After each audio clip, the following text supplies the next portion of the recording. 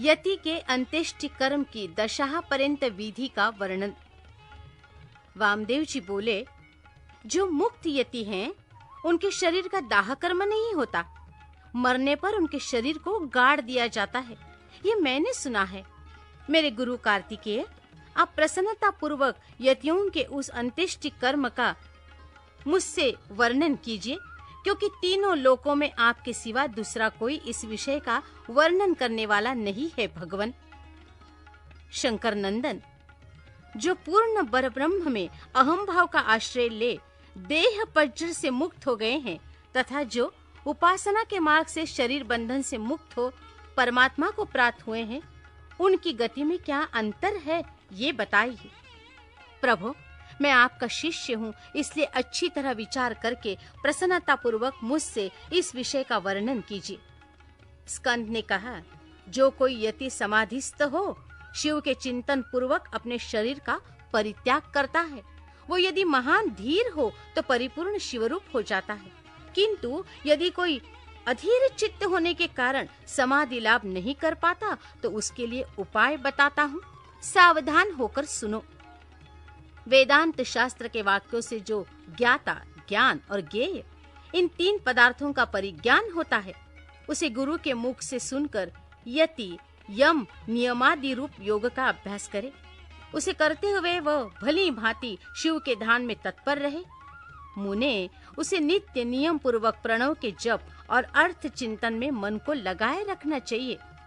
मुने, यदि देह की दुर्बलता के कारण धीरता धारण करने में असमर्थ यति निष्काम भाव से शिव का स्मरण करके अपने जीर्ण शरीर को त्याग दे, तो भगवान सदाशिव के अनुग्रह से नंदी के भेजे हुए विख्यात 5 आतिवाहिक देवता आते हैं। उनमें से कोई तो अग्नि का अभिमानी, कोई ज्योति पुच्छ स्वरूप, कोई दीनाभिमानी, कोई शुक्ल पक्षाभिमानी और कोई उत्तरायण का अभिमानी होता है। ये पांचों सब प्राणियों पर अनुग्रह करने में तत्पर रहते हैं। इसी तरह धूमाभिमानी, तम का अभिमानी, रात्रि का अभिमानी, कृष्ण पक्ष का अभिमानी और दक्षिणायन का अभिमानी, ये सब मिलकर 5 होते हैं। ये पांचों विख्यात देवता दक्षिण मार्ग में प्रसिद्ध हैं। महामुने वामदेव, अब तुम उन सब देवताओं की वृत्ति का वर्णन सुनो। कर्म के अनुष्ठान में लगे हुए जीवों के साथ ले वो पांचों देवता उनके पुण्यवश स्वर्ग लोक को जाते हैं और वहाँ यथोक्त भोगों का उपभोग करके वे जीव पुण्य क्षीण होने पर पुनः मनुष्य लोक में आते तथा पूर्ववत जन्म ग्रहण करते हैं। इनके सिवा जो उत्तर मार्ग के 5 देवता हैं, वे भूतल से लेकर ऊर्ध्व लोक तक के मार्ग को 5 भागों में विभक्त करके यति को साथ ले क्रमशः अग्नि आदि के मार्ग में होते हुए उसे सदाशिव के धाम में पहुंचाते हैं। वहां देवाधिदेव महादेव के चरणों में प्रणाम करके लोकानुग्रह के कर्म में ही लगाए गए वे अनुग्रहकार देवता उन सदाशिव के पीछे खड़े हो जाते हैं। यति को आया देख देवाधिदेव सदाशिव यदि वो विरक्त हो तो उसे महामंत्र के तात्पर्य का उपदेश दे, गणपति के पद पर अभिषिक्त करके अपने ही समान शरीर देते हैं। इस प्रकार सर्वेश्वर सर्वनियंता भगवान शंकर उस पर अनुग्रह करते हैं। उसे अनुग्रहित करके निश्चल समाधि देते हैं। अपने प्रतिदास्य भाव की फलस्वरूपा तथा सूर्य आदि के कार्य करने की शक्ति रूपा ऐसी सिद्धियां प्रदान करते हैं जो कहीं अवरुद्ध नहीं होती। साथ ही वे जगत गुरु शंकर उस यति को वो परम मुक्ति देते हैं जो ब्रह्मा जी की आयु समाप्त होने पर भी पुनरावृत्ति के चक्कर से दूर रहती है।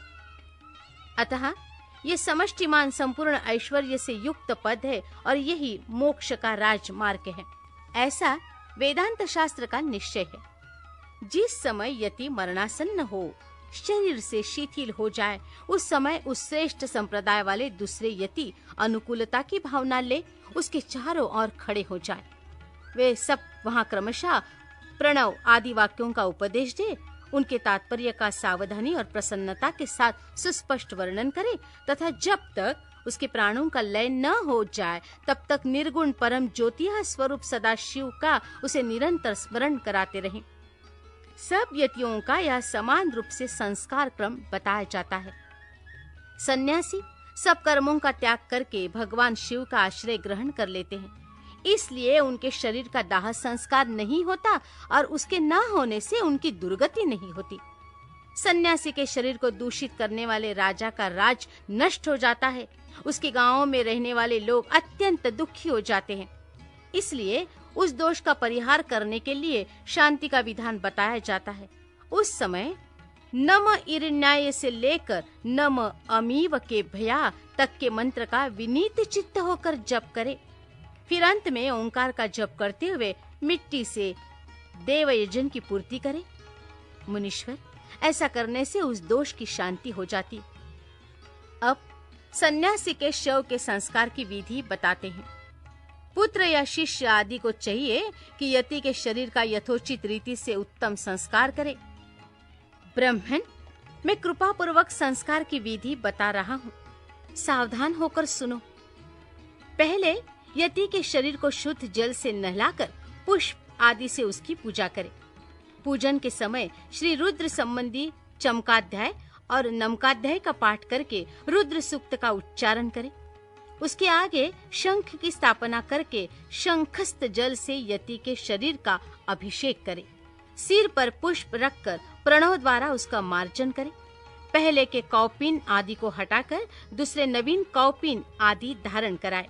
फिर विधि पूर्वक उसके सारे अंगों में भस्म लगाए। विधिवत त्रिपुंड लगाकर चंदन द्वारा तिलक करे। फिर फूलों और मालाओं से उसके शरीर को अलंकृत करे। छाती, कंठ, मस्तक, बाह, कलाई और कानों में क्रमशः रुद्राक्ष की माला के आभूषण मंत्रोच्चारण पूर्वक धारण कराकर उन सब अंगों को सुशोभित करे। फिर धूप देकर उस शरीर को उठाए और विमान के ऊपर रखकर ईशान आदि पंच ब्रह्ममय रमणीय रथ पर स्थापित करे। आदि में ओंकार से युक्त 5 सद्यो जातादि ब्रह्म मंत्रों का उच्चारण करके सुगंधित पुष्पों और मालाओं से उस रथ को सुसज्जित करे। फिर नृत्य, वाद्य तथा ब्राह्मणों के वेद मंत्रोच्चारण की ध्वनि के साथ ग्राम की प्रदक्षिणा करते हुए उस प्रेत को बाहर ले जाए। तदनंतर साथ गए हुए सब यति गांव के पूर्व या उत्तर दिशा में पवित्र स्थान में किसी पवित्र वृक्ष के निकट देव यजन गड्ढा खोदे। उसकी लंबाई सन्यासी के दंड के बराबर ही होनी चाहिए। फिर प्रणव तथा व्याहति मंत्रों से उस स्थान का प्रोक्षण करके वह क्रमशः शमी के पत्र और फूल बिछाए। उनके ऊपर उत्तराग्र कुश बिछाकर उस पर योगपीठ रखे। उसके ऊपर पहले कुश बिछाए। कुशों के ऊपर मृग चर्म तथा उसके भी ऊपर वस्त्र बिछाकर प्रणव सहित सद्यो जातादि पंचब्रह्म मंत्रों का पाठ करते हुए पंचांग व्योत द्वारा उस शव का प्रोक्षण करे। तत्पश्चात रुद्र सूक्त एवं प्रणव का उच्चारण करते हुए शंख के जल से उसका अभिषेक करके उसके मस्तक पर फूल डाले। शिष्य आदि संस्कार करता पुरुष वहां गए हुए मृत यति के अनुकूल भाव रखते हुए शिव का चिंतन करता है। तदनंतर ओमकार का उच्चारण और स्वस्ति वाचन करके उस शव को उठाकर गड्ढे के भीतर योगासन पर इस तरह बिठाएं जिससे उसका मुख पूर्व दिशा की ओर रहे। फिर चंदन पुष्प से अलंकृत करके उसे धूप और गुग्गुल की सुगंध दे। इसके बाद विष्णु हव्यमिदं रक्षस्व ऐसा कहकर उसके दाहिने हाथ में दंड दे और प्रजापते न त्वदेतान्यो इस मंत्र को पढ़कर बाएं हाथ में जल सहित कमंडलू अर्पित करे। फिर ब्रह्म यज्ञानम प्रथमाः इस मंत्र से उसके मस्तक का स्पर्श करके दोनों भौं के स्पर्श पूर्वक रुद्र सूक्त का जप करे। तत्पश्चात मानो महांतमुत इत्यादि 4 मंत्रों को पढ़कर नारियल के द्वारा यति के शव के मस्तक का भेदन करे। इसके बाद उस गड्ढे को पाट दे। फिर उस स्थान का स्पर्श करके अनन्य चित्त से 5 ब्रह्म मंत्रों का जप करे। तदनंतर यो देवानां प्रथमं पुरस्तात् से लेकर तस्य प्रकृति लीनस्य यहा परः स महेश्वरः तक महानारायणोपनिषद के मंत्रों का जप करके संसार रूपी रोग के भेषज, सर्वज्ञ, स्वतंत्र तथा सब पर अनुग्रह करने वाले उमा सहित महादेव जी का चिंतन एवं पूजन करे। पूजन की विधि यों है। 1 हाथ ऊंचे और 2 हाथ लंबे चौड़े एक पीठ का मिट्टी के द्वारा निर्माण करे। फिर उसे गोबर से लीपे। वो पीठ चौकर होना चाहिए।